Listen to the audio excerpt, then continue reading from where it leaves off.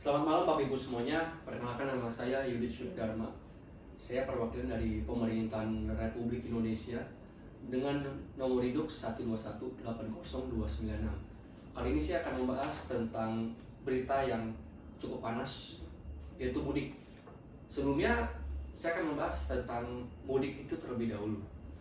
Mudik disinonimkan oleh KBBI adalah dengan istilah pulang kampung, yaitu kegiatan perantau atau pekerja migran untuk pulang kampung ke kampung halamannya.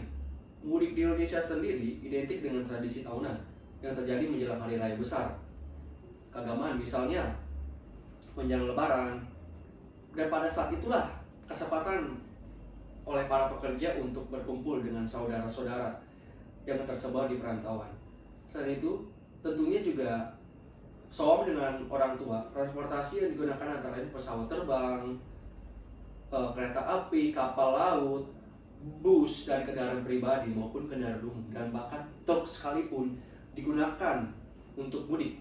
Tradisi mudik muncul pada beberapa negara berkembang dengan mayoritas penduduk Islam atau Muslim seperti Indonesia dan Bangladesh. Tetapi mengapa sih mudik itu dilarang?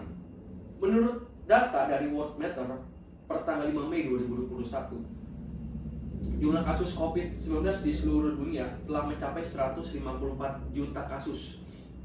Dari jumlah tersebut, jumlah kasus COVID-19 di Indonesia sebanyak 1.800.000 sekian kasus dengan rincian yang meninggal sebanyak 62.000 orang. Dilihat dari grafik kasus tersebut, jumlah kasus positif COVID terus meningkat dan belum ada penurunan yang signifikan. Untuk mengatasi lonjakan kasus positif baru dan dalam jangka waktu mendekat Hari Raya Idul Fitri, pemerintah Indonesia bersama dengan Satuan Tugas atau Satgas Penanganan COVID-19 mengeluarkan surat edaran mengenai peniadaan mudik Hari Raya Idul Fitri tahun 1442 Hijriah. Dan menurut kutipan.co.id, pemerintah tidak hanya mengeluarkan larangan mudik, namun juga memberlakukan aturan tambahan berupa pengetatan perjalanan yang telah diberlakukan pada tanggal 22 April hingga 5 Mei 2021 dan akan diberlakukan lagi mulai tanggal 18 hingga 24 Mei 2021. Pengetatan tersebut bertujuan untuk mengantisipasi penanganan arus pergerakan penduduk yang berpotensi meningkatkan penularan kasus antar daerah pada masa sebelum dan sesudah periode peniadaan mudik diberlakukan. Pengetatan perjalanan ini diatur melalui Adendum Surat Edaran atau SE nomor 13 tahun 2021. Masa berlaku pengetatan perjalanan yakni mulai dari 18 Mei 2021 hingga 24 Mei 2021 mendatang. Lantas apa saja persyaratan perjalanannya? Syarat perjalanan pasca larangan mudik. Dan berikut syarat perjalanan selama masa pengetatan setelah larangan mudik Lebaran 2021 dari 18 Mei 2021 hingga 24 Mei 2021. Yang pertama adalah transportasi darat. Yang pertama, kendaraan pribadi. Bagi pelaku perjalanan darat dengan kendaraan pribadi diimbau melakukan tes antigen, PCR atau genose dalam waktu 1 kali 24 jam sebelum keberangkatan. Dan untuk kendaraan umum, bagi pelaku perjalanan transportasi umum jalur darat akan dilakukan tes COVID-19 secara acak oleh Satgas COVID daerah. Dan yang kedua, transportasi laut. Pelaku perjalanan transportasi laut wajib menunjukkan surat negatif COVID-19 baik PCR atau antigen dengan sampel diambil dalam kurun waktu 1 kali 24 jam sebelum keberangkatan. Selain surat tersebut, pelaku perjalanan jalur laut diberikan opsi lain, yaitu tes negatif genose C19 di pelabuhan. Pelaku perjalanan penyeberangan laut diwajibkan menunjukkan surat keterangan hasil negatif tes PCR atau antigen yang sampelnya diambil dalam waktu maksimal 1 kali 24 jam sebelum keberangkatan. Pelaku perjalanan penyeberangan laut wajib mengisi EHAC Indonesia. Yang ketiga, transportasi udara.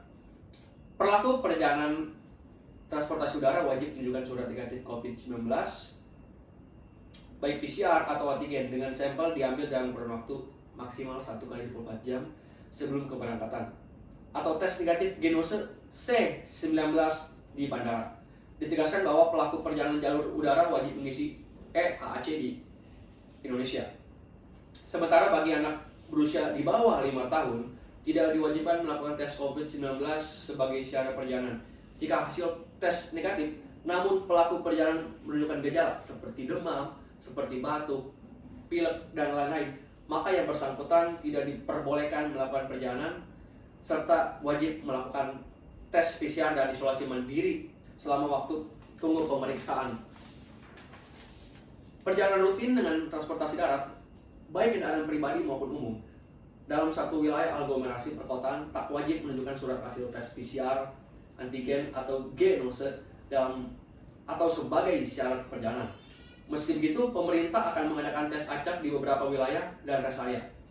Upaya-upaya yang dilakukan pemerintah bersama dengan Satgas atau Satuan Petugas Penanganan COVID-19 yang dimulai dengan pengetatan sebelum Lebaran, pelarangan mudik, dan pengetatan setelah Lebaran diharapkan dapat menekan angka penyebaran COVID-19 yang terjadi di Indonesia. Upaya tersebut dapat dilaksanakan dengan baik apabila kerjasama antar pemerintah, dinas perhubungan, TNI atau Polri, serta masyarakat untuk bersama-sama mematuhi aturan yang telah diberlakukan dan saling mengingatkan untuk menunda keinginan mudik ke kampung halamannya saat Lebaran tahun ini. Jadi Bapak Ibu semuanya, semoga dan kita harapkan COVID ini agar turun, agar kita bisa dan kita tahun depan bisa melakukan mudik bersama-sama untuk pulang ke kampung halamannya. Mohon maaf Bapak Ibu jika ada kesalahan kata dari saya. Selamat malam dan terima kasih.